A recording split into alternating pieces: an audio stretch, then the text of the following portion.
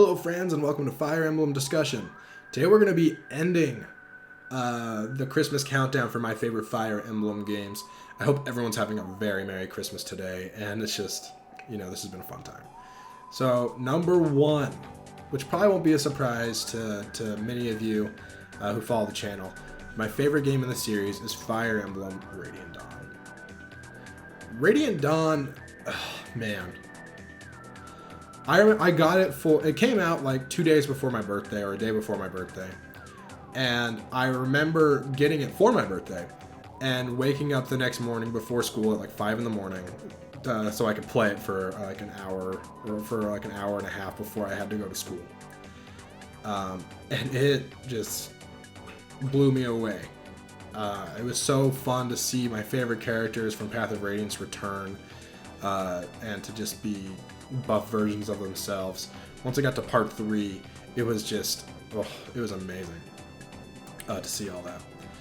But what a lot of people sleep on, and what my favorite part of the game probably is part 1. Part 1, you follow the Dawn Brigade, and the Dawn Brigade, they're less impressive than a lot of the other characters in the game, to say the least.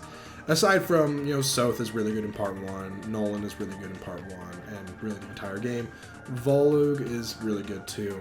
But I think the characters that I really liked, honestly, in my first playthrough, were Edward and Leonardo.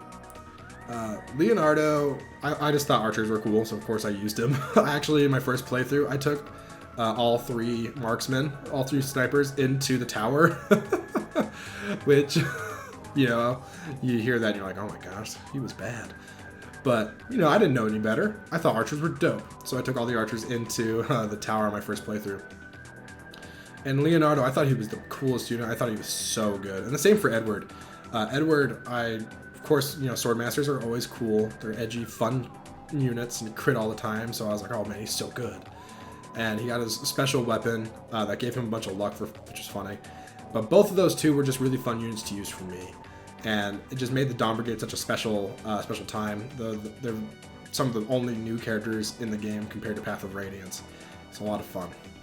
And on top of that, Radiant Dawn, I said this in my Conquest video as well, I think. But I think Radiant Dawn might have my favorite map of all time in Alencia's Gambit, which is Part 2 Endgame. My first few times through the game, I didn't realize you could just have Har or even Alencia on the easier difficulties, just fly up and kill Ludwig and beat the chapter instantly. But, man, that whole chapter, that whole sequence, you feel like you're like just scraping by the skin of your teeth, and then Joffrey shows up with his with the Royal Knights and helps and charges down Ludwig. It's just such an epic moment, really fun gameplay, and it's just really engaging. The music just sets the tone perfectly. It's a beautiful score that just feels like the intensity and the desperation of the moment. Really, really good defend map. One of my favorite defend maps ever, and maybe my favorite map of all time. Such a good time. Such a good time. And yeah, I guess that'll wrap it up. That's my favorite game in the series, and that'll finish up my top 7. This top 7 is pretty volatile. It changes often, depending on what game I'm playing at the time or what my most recent plays. But I think this is a pretty solid list for me. But let me know in the comments some special memories that you have for Fire Emblem Radiant Dawn, and let me know what you. And yeah, just thanks for watching, guys. I hope everyone has a really had a good holiday and has a Merry Christmas, and just I hope you all have a good new next year too, man. Thanks for watching, guys.